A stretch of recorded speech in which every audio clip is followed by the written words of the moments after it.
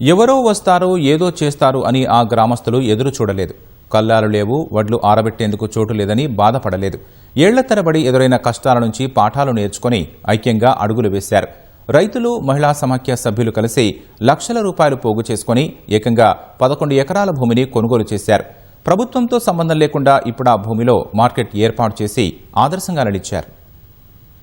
యాదాద్రి భువనగిరి జిల్లా భూదాన్ పోచంపల్లి మండలం శివారెడ్డిగూడెంలో ఒకప్పుడు వడ్లు అమ్ముకోవాలంటే రైతులు నానా ఇబ్బందులు పడేవారు. సమీపంలో ఉన్న భువనగిరి, చౌటుప్పల్ వంటి ప్రాంతాలకు వెళ్లి వడ్లు అమ్ముకోవాల్సిన పరిస్థితి ఉండేది.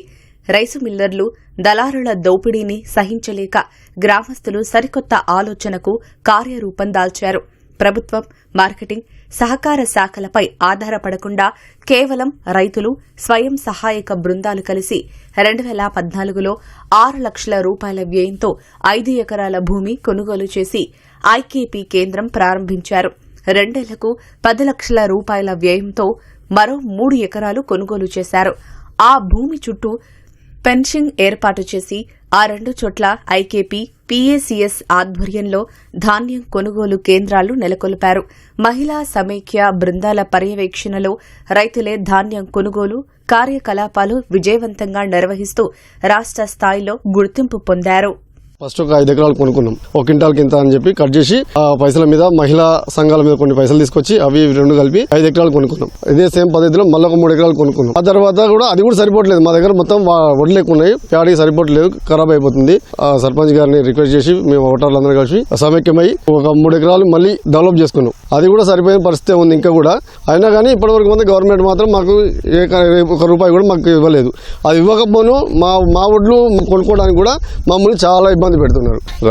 ప్రతి రైతుకు ఎకరానికి 5,000 చొప్పున వసూలు చేసుకుని దగ్గర 1 కోటి రూపాయల వరకు మొత్తం జమ చేసి బురద పొలంగా ఉన్న మార్కెట్ ని మట్టి పోసి హైట్ లేపి మొత్తం మార్కెట్ ఏర్పాటు, చుట్టూ ఫెన్సింగ్ ఏర్పాటు చేసుకొని, షెడ్ ఏర్పాటు చేసుకొని మహిళా సంఘాలు, రైతులు అందరూ కలిసి దీన్ని చేసుకోవడం జరిగింది. ఇప్పుడు రైతులకు ఎక్కడ కూడా ఇబ్బంది లేకుండా మార్కెట్లో ఇక్కడ పోసుకోవడానికి, ఆరబెట్టుకోవడానికి ఇబ్బంది లేకుండా మంచిగా అయింది. ఇప్పుడు మా ఊర్లో మా రైతుల సహకారంతో, మా ఊరు పెద్ద మనుషుల సహకారంతో ఒక 11 ఎకరాల భూమి తయారు చేసుకుని మార్కెట్ చేసుకున్నాము.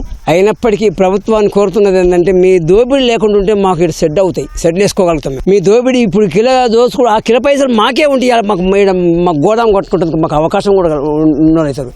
కానీ ఆ డబ్బు మీరు దోసుకపోతున్నారు. మా శ్రమనే మాది సొమ్మే మీరు చేసుకుంటున్నారు. ప్రభుత్వం ఇకనైనా దయచేసి ఆ సొమ్ము మాకుంటట్టు, మా పైసలు మాకుంటట్టు చేస్తే మాకు ఇక్కడ గోదాం ఏర్పడుతుంది. ఇక్కడ నిల్వ చేసుకునే ధాన్యం లేదుగా, నిల్వ స్టాక్ వేసుకుంటే లేదు కాబట్టి మిల్లర్ల కోసం చేస్తే వాళ్ళు మిల్లర్ మాకొద్దు వాళ్ళు ముడి తిప్పుతున్నారు. కాబట్టి మాకు ఇక్కడ మా ఊర్లో మాకు గోదాం కట్టాలని మేము ప్రభుత్వాన్ని కోరుతున్నాం.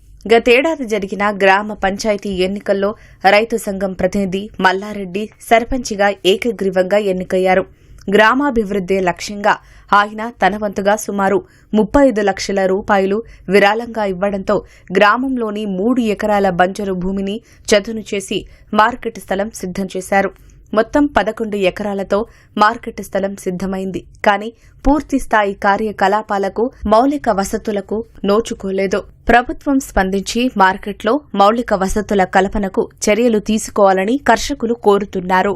మా శివారెడ్డిగూడెం గ్రామంలో మేము మార్కెట్ కొనుక్కున్నాము. ప్రభుత్వం దీనికి ఏమీ సహకరించలేదు. మేమే సొంతంగా రైతులు గానీ, మహిళా సంఘం గానీ కొనుక్కున్నాము. 8 ఎకరాలు కలిసి దాదాపు ఒక 80 లక్షల వరకు ఖర్చు వచ్చి కొన్ని రైతుల ద్వారా, కొన్ని మహిళా సంఘాల ద్వారా మేము సమకూర్చుకోవడం జరిగింది. మా ఊర్లో మార్కెట్ ఉన్నందుకు మాకు చాలా ఆనందంగా ఉంది.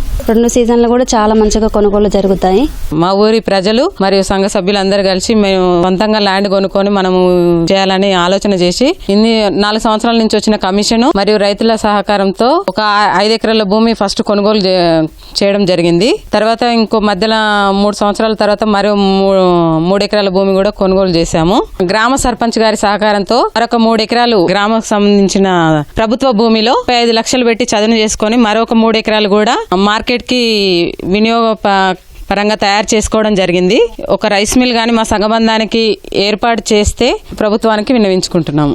ఏ దళారి అవసరం లేకుండా, ఏ మిల్లర్ అవసరం లేకుండా రైతులే, మహిళా సంఘాలు కలిపి ఒక రైస్ మిల్లును స్థాపించుకొని వీరు కొనుగోలు చేసినటువంటి ఎఫ్సీఐ ధాన్యంని ఈ మిల్లుకే తరలించి మరి ఎలాంటి దళారీ వ్యవస్థ లేకుండా కొనుగోలు చేసుకుంటామని, మరి ఉపాధి అవకాశాలు కూడా పొందుతామని రైతులు ప్రభుత్వాన్ని కోరుకుంటున్నారు.